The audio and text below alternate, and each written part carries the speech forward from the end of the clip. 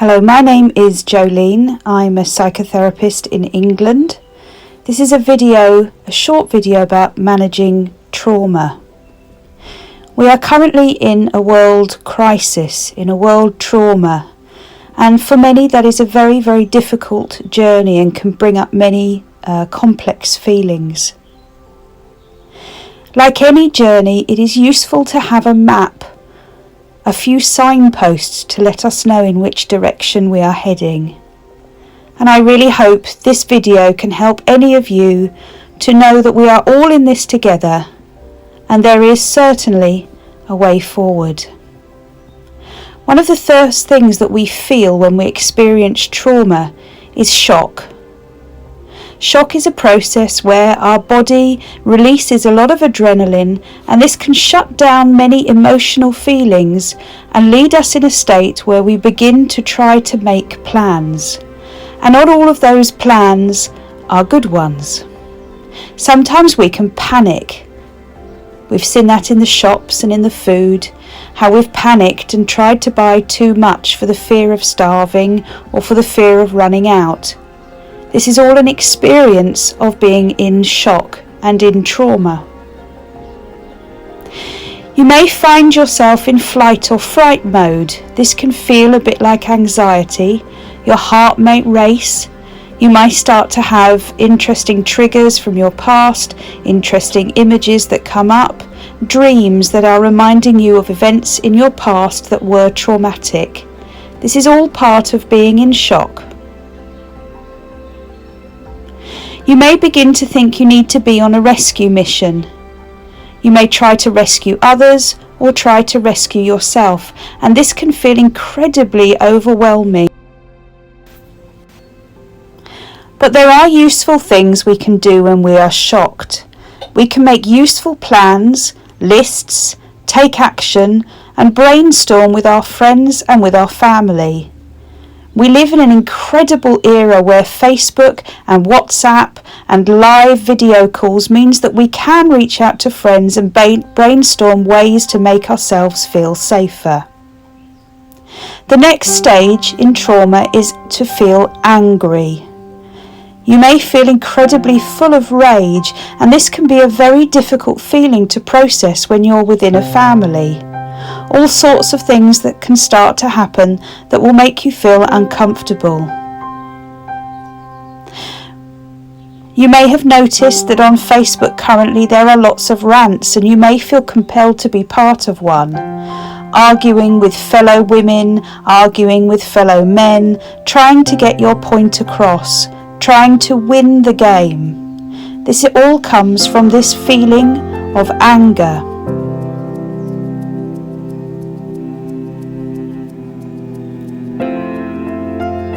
You might start to accuse other people or to start feeling guilty yourself.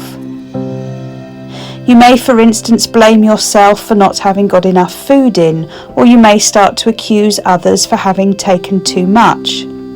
This is all a process of anger and is all part of being in a traumatic situation.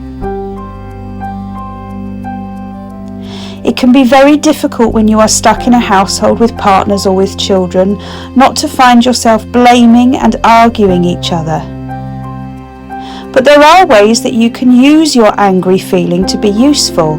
You can become a conqueror, a heroine or hero, a gatherer. And by this I do not mean a gatherer of food, which is what we're often seeing, but a gatherer of resources.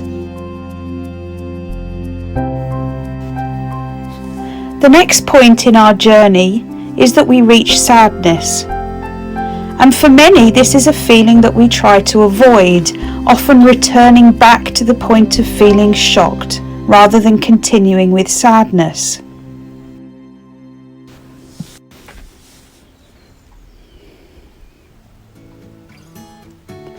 Sadness can lead you to bartering, trying to find a way to stop other people feeling the way they do. Don't feel sad, I'll give you more chocolate. Don't feel sad, we'll do such and such. Despair often is part of sadness and can make us feel hopeless and that we have nothing to offer. But this is not true. Every single person has something that they can do within this traumatic period.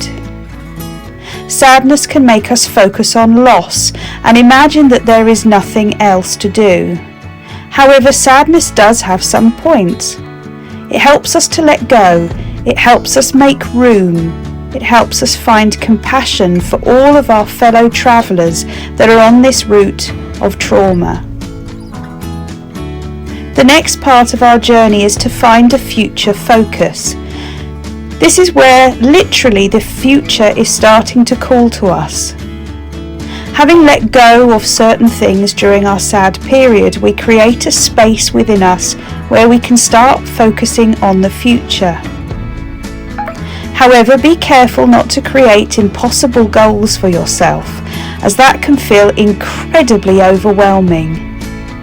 Instead, ask yourself, what is possible and what is not possible? This is one way to stop yourself feeling overwhelmed with responsibilities that are not yours. A good way to think about the future is to start thinking about how you want to make change, how you want to make new strategies, and how you can support yourself and your family to travel through the rest of this traumatic period together. Because very soon, the end part of our journey is to find a place of acceptance. This can feel like giving up, but actually during acceptance, we're making concrete plans and we're moving into a new space or a new way of doing things. And so actually it can feel very satisfying once you've reached this point. I really want you to know that we are all going to be okay. This traumatic period absolutely will come to an end. We are all here, travelling along this journey together.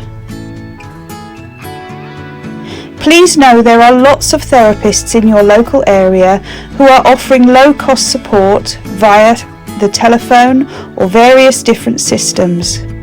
If you do need support, please do reach out either by looking in your local counselling directory or by reaching out on your Facebook village group. You will be absolutely okay.